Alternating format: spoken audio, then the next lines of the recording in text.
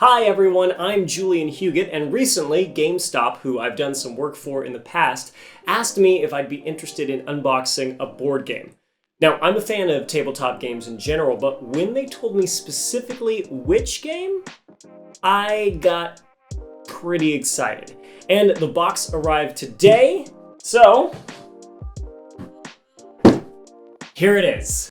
That's right, it's HeroQuest, and it's back. So, for those who might not know, the original HeroQuest came out in 1989. It was probably how a lot of tabletop RPG fans today first got a taste of the genre. And it's been out of print since '97, but last year, Hasbro created a crowdfunding campaign to remake it, and it generated a lot of buzz. The goal was $1 million, which is a lot for a board game. And on day one, I think they raised about 1.2 million. Clearly, this is a game that a lot of people remember very fondly. Now, if you're new, don't worry, I'm going to tell you why HeroQuest was so great while I show you what's in the box, and we'll see what's new and what's changed. Okay, so first thing, of course, is the exterior, and from 1,000 yards away, I could look at this art and go, yeah, that's HeroQuest. You have got your 4 heroes, you've got your Barbarian front and center where he belongs, you've got your Dwarf, your Elf, and your Wizard over here by himself about to get clobbered. They're all arranged very similar to the original tableau. I mean, look at the muscularity! But they have been stylized and modernized, the whole box art has, and that's probably indicative of what we're gonna find inside. The other big difference that I want to point out, though, is down here. It's the mark of Avalon Hill. So when the crowdfunding campaign hit its goal, Hasbro decided that their subsidiary, Avalon Hill, with their wealth of experience making war games, strategic games for adults, they would be the right group for the job. Okay, so without any further ado, let's get this unboxing cracking.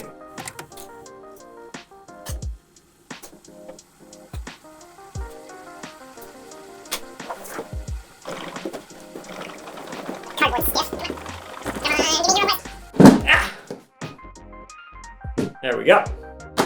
All right, the first thing we are greeted with on top is a sleeve of, it's the miniatures. Let's take a look at these.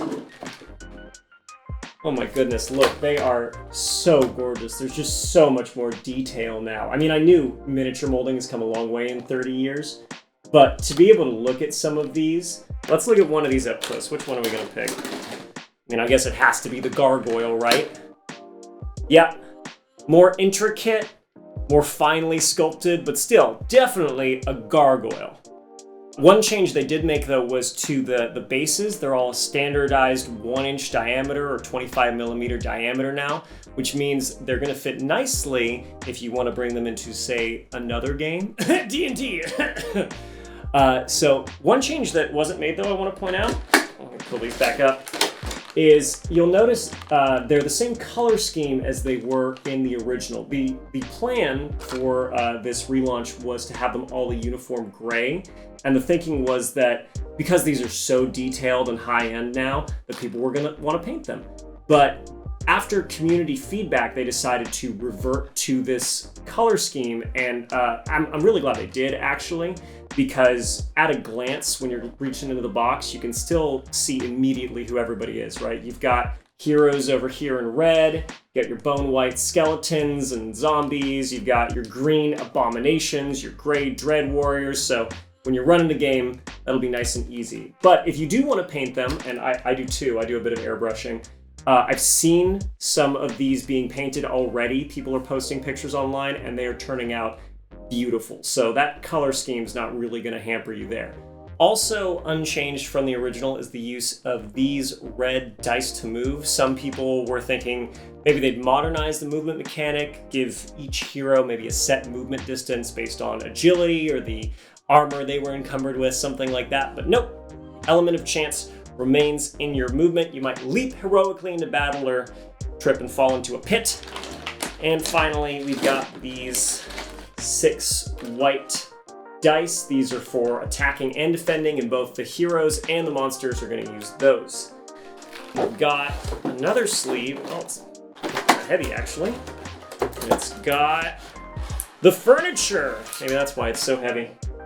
This was something unique to HeroQuest. People love to bring these into other games. In the original game, they were made of cardboard, but now look, they're nice, sturdy plastic. These are going to hold up to tons of usage if you want to expand them, use them in a bunch of other games, or play a lot of HeroQuest. That's great news. You've also got your character sheets. You can keep track of your character's body points, gold coins, any potions, equipment you pick up. And there's a spot for you to name your character. So you start to actually care about who you're playing and the story that you're creating with them. We've got a deck of cards with our 4 heroes right at the top. The Barbarian, the Elf, the Dwarf, and the Wizard. Each card has character stats, starting equipment, stuff like that. We've got some cards that summarize what players can do on their turn, so we'll hang on to those.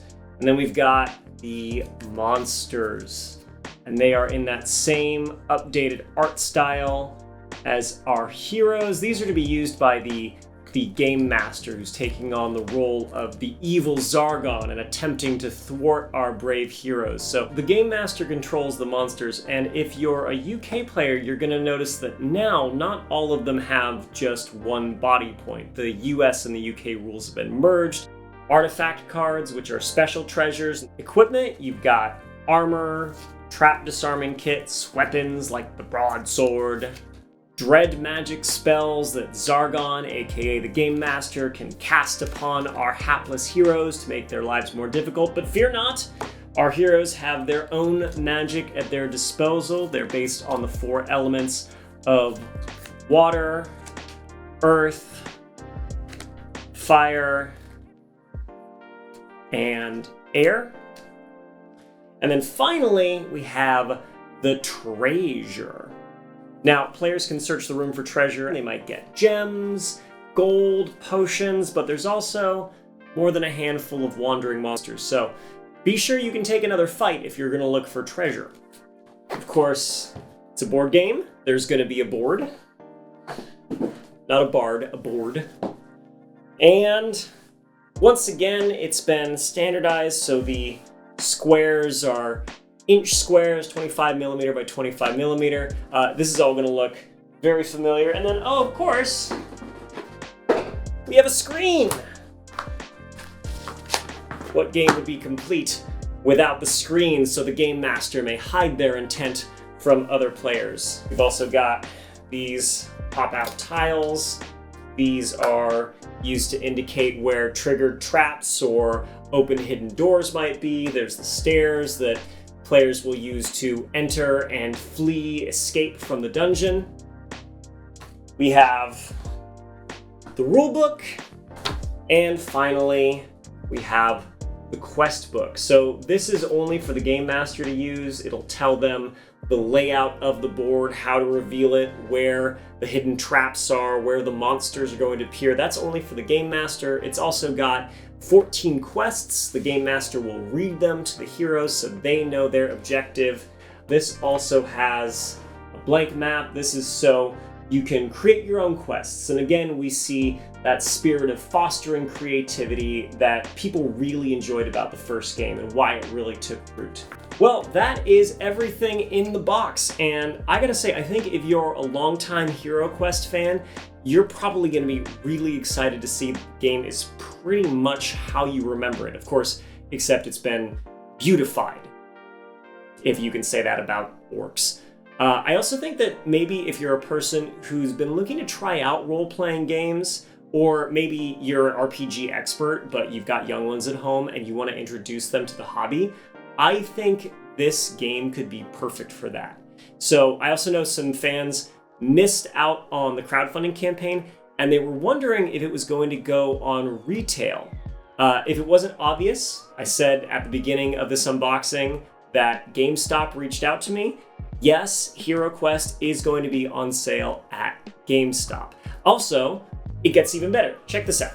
These are the Knights. These are limited edition heroes that are going to be sold separately at GameStop. There's a female and a male. They have the same stats though. I've actually got an additional set of cards right here. So if somebody wants to take on this role instead of the original 4, you can do that. Or heck, if you want to get a 5th player involved, I mean, HeroQuest has always been about kind of making the game your own, right? So I don't think anybody's going to stop you. Well, I think that is everything. That's the whole unboxing. I hope you enjoyed it. I know I did. I'm really thinking that maybe I should invite some friends over, see if I can tempt them into playing a quest or two, even though I've got to pack this all up. Thanks again for watching. Once again, my name is Julian Huguet, and have fun adventuring.